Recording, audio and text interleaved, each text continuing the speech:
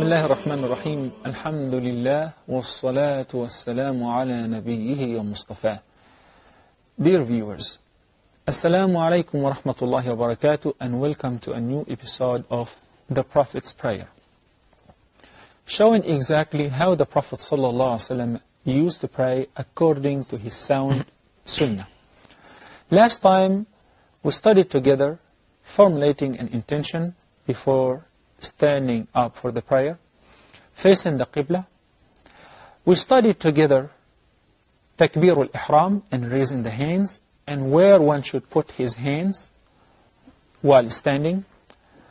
The recitation of the beginning supplication, seek refuge with Allah, the recitation of Bismillahir Rahmanir Rahim, and that should be secretly.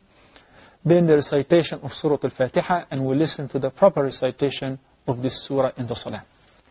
Today, inshallah, we resume. After reciting Surah Al-Fatiha, the Musalli would recite a surah from the Quran, long or short. Sometimes the Prophet ﷺ in one rak'ah recited Surah Al-Baqarah, all of it, and Surah Al-Nisa, and Surah Ali Imran, all of that in one rak'ah. A person may recite just Qul Huwallahu Ahad, or any other surah, or a few verses from any surah. And by the way, Surah Al-Ikhlas, or Qul Huwallahu Ahad, is equivalent to 1/3 of the entire Quran.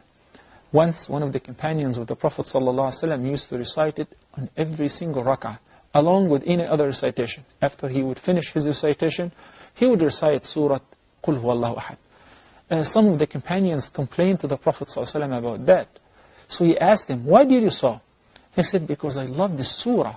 So the Prophet ﷺ said that Allah loves you as well for your love of this surah. It's equivalent to 1/3 of the entire Quran.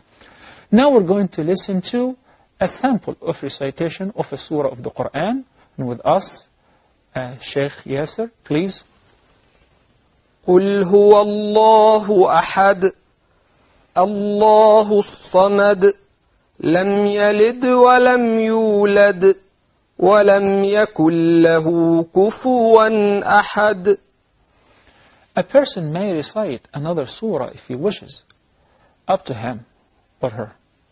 And now, after reciting the surah or the verses after Surah Al-Fatiha, we're ready to go to the next rukn or pillar of as-salah, which is ar-ruku'.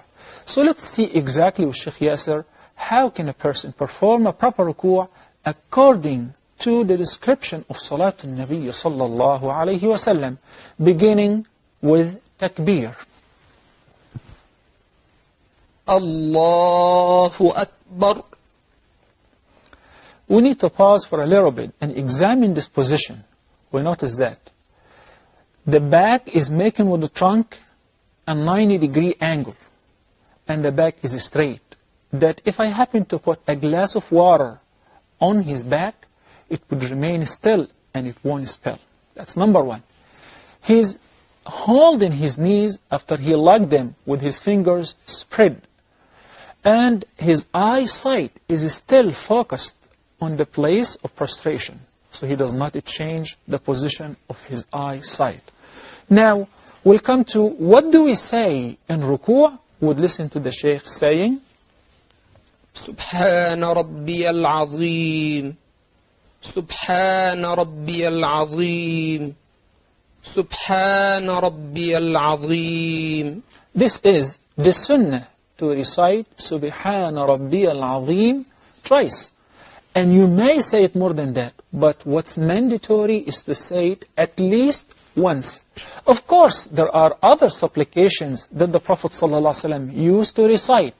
But just keep in mind one thing before we listen to the Shaykh reciting other supplications. While in a state of ruku' or sujood, we're prohibited and not allowed to recite any Qur'an. So now, let's listen to some of other recitations of supplications that the Prophet ﷺ used to say while in ruku'. سبحانك اللهم ربنا وبحمدك اللهم اغفر لي سبوح قدوس رب الملائكة والروح اللهم لك ركعت وبك آمنت ولك أسلمت ركع لك وجهي ومخي وعظمي وعصبي ونخاعي وما استقلت به قدمي. Of course, this is some of the supplications of the Prophet ﷺ, and a person may memorize more if he wishes. And if the person just says, Subhana Rabbiyal Azim, that should be fine, and he doesn't have to say anything extra to that. Unless if he or she memorizes more, then it would be best. Sometimes the Prophet ﷺ would make his ruku' as long as his standing was, so that if he was reciting a long surah, his ruku' will be long as well. After making ruku', now we're ready to stand up. Whenever the person who's praying rises up, he would make takbir, and along with that would raise his hands as well. And let us see the illustration of that, please.